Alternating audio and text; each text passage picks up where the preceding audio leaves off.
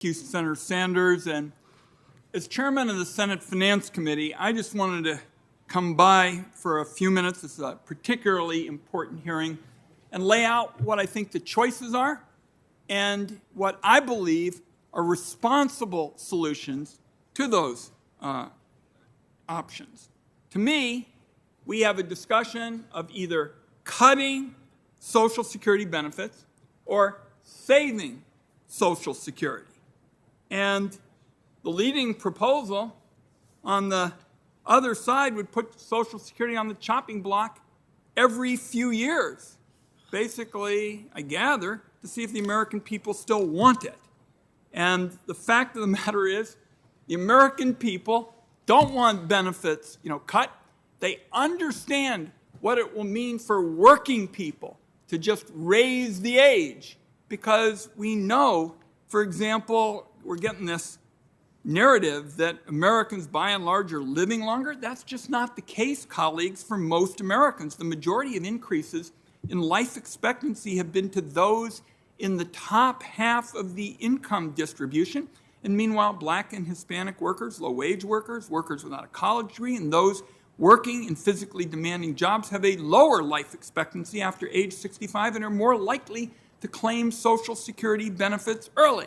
So, you have a choice, and I'm going to be very specific about what we believe the choice ought to be. Cut Social Security benefits? We're against that. We are plain, straightforward against that. Or we can look at the kind of solutions that the American people are for. And I'm going to outline those here in just a moment. But what we've heard from Republicans in the past is about privatizing it, cutting the benefits, raising the retirement age. The American people say, not interested, don't want to do that.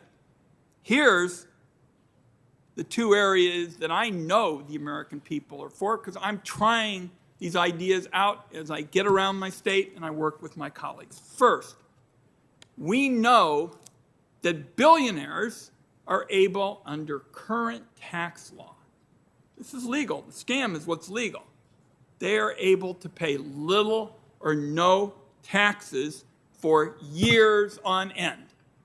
Contrast that with firefighters and nurses. They pay taxes with every single paycheck. So I have proposed the billionaire income tax, which would mean that billionaires would pay taxes every year. And what we would do is take the revenue generated from this tax, it would be deposited into the Social Security Trust Fund, and you could extend solvency into the next century. Choice number one. Choice number two, we now have a tax gap of $1 trillion, according to the Commission of the Internal Revenue Service. Why? Because there are fewer audits of the most wealthy in America. Senator Sanders and I have talked about this. The working person, again, pays taxes with all their paychecks. Possible to audit them in a pretty straightforward way. The wealthy are disproportionately causing the tax cheating problem. And what I propose is we better fund the Internal Revenue Service so that we can go after these wealthy tax cheats.